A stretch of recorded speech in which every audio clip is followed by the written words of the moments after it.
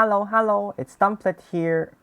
Here's a tutorial on exponential equations. So exponential equations, these are basically equations where the variable, in maybe x or maybe some other variable, it's in obviously the exponent. So here I have 5 examples of exponential equations, and we're just going to go through go through all of them, and then hopefully you guys will get a rough grasp on these equations. Now, throughout the course of this tutorial, you're going to see 2 things. Now, the first thing is in the left, so b raised to x equals b raised to y. So that's the thing that we're going to do. We want to write both sides of the equation in terms of like an exponent. So b raised to x is equal to b raised to y. So a number raised to an exponent is equal to that same number. So take note, the basis of the exponents here are the same. So b raised to x equals b raised to y. So after we write it like that, we're going to make it the thing on the right. So if the 2 bases are the same, then we're going to equate those 2 exponents. So to kind of see what we mean here, let's try to do a very simple example. 2 raised to x equals 8. I mean, there's a lot of ways to do this, but let's just try to do it the most simple way. So 2 raised to x, that's already in the base raised to exponent format, but 8, not really. So we have to write 8 in terms of the base raised to the exponent. So we want to make the base of both sides to be the same. So, well, I know 8 is 2 cubed. That's very convenient because it has a base of 2. So very simple example, just write 8 as 2 cubed. Again, we can technically say that we're going to write it in like an exponential form. So I'm going to write 8 as 2 cubed. Now, since the bases are the same, I'm simply going to equate these two exponents, so x and 3. So x is equal to 3.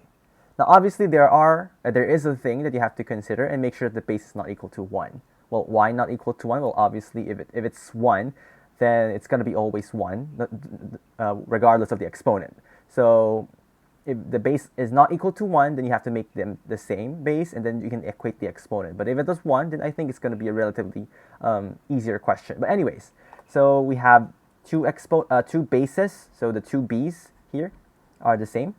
Therefore, we're gonna equate the exponents, and that's basically what we're gonna do in all these 5 items over here. So let's dive into it. So we have 2 examples here. 4 raised to x equals 1 over 64, and 2/3 raised to x equals 16 over 81. All right. So recall that exponents. I mean, we have that simple example, 8 equals 2 cubed a while ago, but we have those negative exponents, and we have those exponents as fractions. So those are the things that might appear, maybe not in this example, but maybe in the other examples that you're going to work with. So, all right, let's try to check this left side. So 4 raised to x equals 1 over 64. All right, the left side is okay, it's 4 raised to x, but the right side not really in the exponential form. Also, it's 1 over 64, which is oddly interesting because, well, I think the right side over here, it's going to be 4 raised to something as well, because the left side is 4 raised to x. So the right side, I want to make it 4 raised to something. And this is going to be apparently equal to 1 over 64. And all right, yes, we know that 64 is 4 cubed. That's a nice observation. So 1 over 64 is 1 over 4 cubed. And here we go. This is going to be an application of negative exponents. So I'm just going to quickly tell you guys that this is going to be equal to 4 raised to negative 3. So if we have like a negative exponent, we can technically say that we're going to bring it down. So for example, 4 raised to negative 3, I'm bringing it down to the denominator. So just a quick recap, if I had like 1 over 2 raised to negative 3, again, I have a negative exponent in the denominator, and I can tell you that this would be equal to 2 raised to 3. So whenever we have a negative exponent, it's just either bring it to the numerator or the denominator. So again, you have to recall those properties on exponents. So that's just a quick recap. Anyways, now that we know that the 1 over 64 is 4 raised to negative 3, I'm going to write 4 raised to x. It's going to be equal to 4 raised to negative 3. Now we've successfully made the 2 bases the same, which is equal to 4. So we simply equate the exponent. So x equals negative 3. There we go. So that's going to be the answer to the first question. And now if we try the second one, 2/3 raised to x equals 16/81. Okay, we see exponents, we freak out, but you don't really have to freak out because sometimes all you have to do is kind of observe. Because let's take a look at this 16/81. 16, that's 2 raised to 4, nice observation. 81, that's 3 raised to 4. So we can kind of say that the 16/81, that's 2 raised to 4 divided by 3 raised to 4. Again, properties of exponents. We can view this as 2/3 when raised to the 4th power. So if we're going to take a power of a fraction, we just take the power in the numerator and the denominator. So that's the way exponents work in fractions. So it's these nice observations, taking a look on powers that help us solve exponential equations. All right. Now, we already have the thing we need because 2/3 raised to x, that's 2/3 raised to an exponent. And this 16/81, we can kind of get it to be 2/3 raised to 4, which is 2/3 raised to an exponent. All right, I'm going to write it in the format 2/3 raised to, I'm writing the parentheses here because it is kind of important, because it's going to be a lot easier for us to kind of observe, and then, having grouping symbols, it's going to really organize our writings. Anyways, we have 2/3 raised to x is equal to 2/3 raised to the 4th power. The bases are the same, so all right, compare the exponents. X is equal to 4. So here we have two simple examples, and those are the basic foundations, and you're going to realize everything, the 3 items afterwards is going to be relatively the same.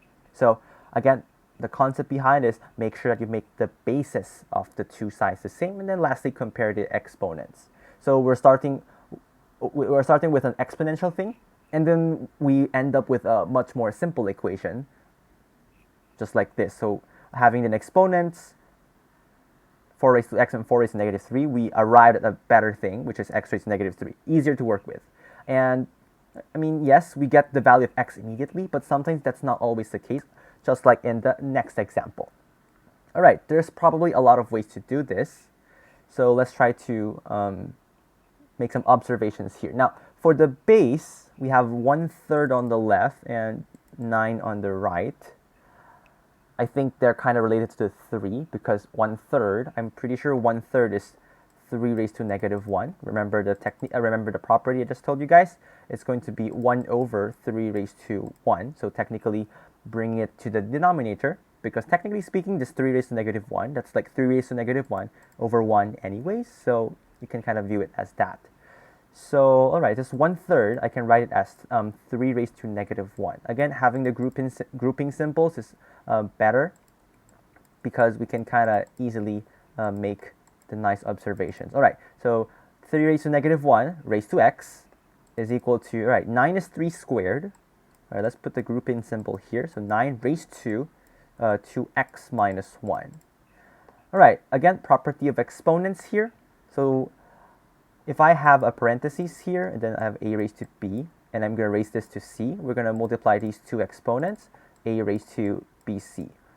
And that's going to be how exponents work. Again, we must have the parentheses. That's why I'm putting parentheses here so we don't get lost. All right, so let's try to deal with this exponential equation. So 3 raised to negative 1 raised to x. So I would be able to multiply this negative 1 and x, and they multiply out to be negative x, because negative 1 times x is negative x. Then the right side here, I'm going to multiply the 2 and the 2x minus 1. Now that's just kind of simple algebra. Just distribute the 2 nicely. We're going to get 4x minus 2. So again, it's just a nice application of technically algebra.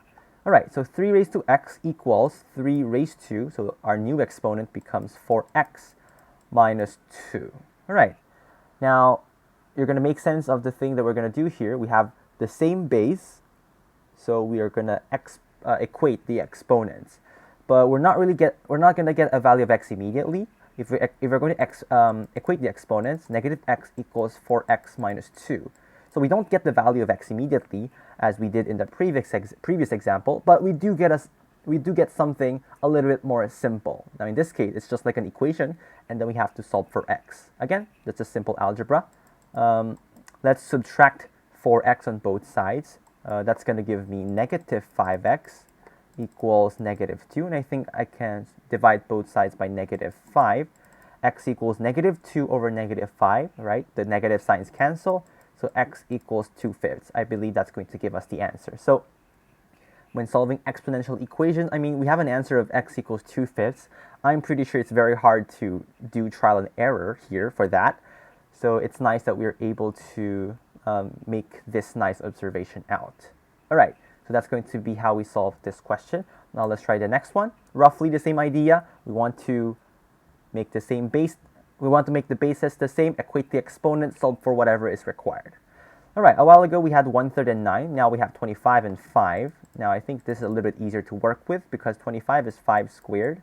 And I always put the parentheses here so I don't get lost. So 5 squared raised to x equals, I think the left side is, I'm just going to copy because it's already in the format that I want, 5 raised to something. All right, left side, I have 2 and the x here. So properties of exponents, I can multiply them out. So 5 raised to 2 times x, I guess that's 2x. So equal to 5 raised to, I'm going to rewrite this in red, just so you guys would have like nice color coordination. So we now have the format that we need. Base raised to exponent equals the same base raised to another exponent. Again, same base, meaning we can equate the exponent. 2x equals 3x minus 1. Lastly, it's just an algebra exercise. All right, let's subtract both sides by 3x. So negative x on the left side equals negative 1. Divide both sides by negative 1. X is going to be equal to just 1. Now, again, you can always do this, by the way. I haven't been doing this, but you can always substitute the value of x that you get. For example, x equals 1. Try to put it in. 25 raised to 1. Is that equal to 5 raised to 3 times 1 minus 1? All right, let's try to check. 25 raised to 1, I'm pretty sure that's 25. And then 3 raised to 1 minus 1, I'm pretty sure that's 2. 25 is 5 squared. Yeah, that's correct. So, I mean, if the value of x is not that pretty, then you might not want to substitute, but you can always substitute if you get the chance. I think it's just an additional way to check your answer. Anyway, so that's item 4. Now let's do the last one, which is a little bit different, but generally it's going to be the same concept. So we have 4 raised to x squared minus 2x equals 64. All right, so x squared minus 2x looks a little bit scary because why is there an exponent of 2 in the exponent? X squared minus 2x. This shouldn't be of a problem though because we're just going to follow the same thing. Don't worry about this yet. What we have to worry is making the base of the two sides the same. All right, 4 and the 64 are the bases. Now 4 is okay, I believe, because 64 I'm going to write it as 4 cubed. Right, 64 is 4 cubed, so I think that's the way we're going to attack this question. And then on the left side here, it's going to be 4 raised to just copy the exponent, so x squared minus 2x. Right, so everything so far is pretty clear, nothing new here, because what we did is just make sure that both sides have the same base of 4, right? That's no problem. So both sides have a base of 4, we can equate the exponents. X squared minus 2x equals 3. All right, not really the same type of equation as in the four examples previously, but again, it just comes down to algebra, because if I'm going to write it as x squared minus 2x, let's subtract both sides by 3. Let's put the 3 here. So minus 3, and that's going to be equal to 0. What do you know?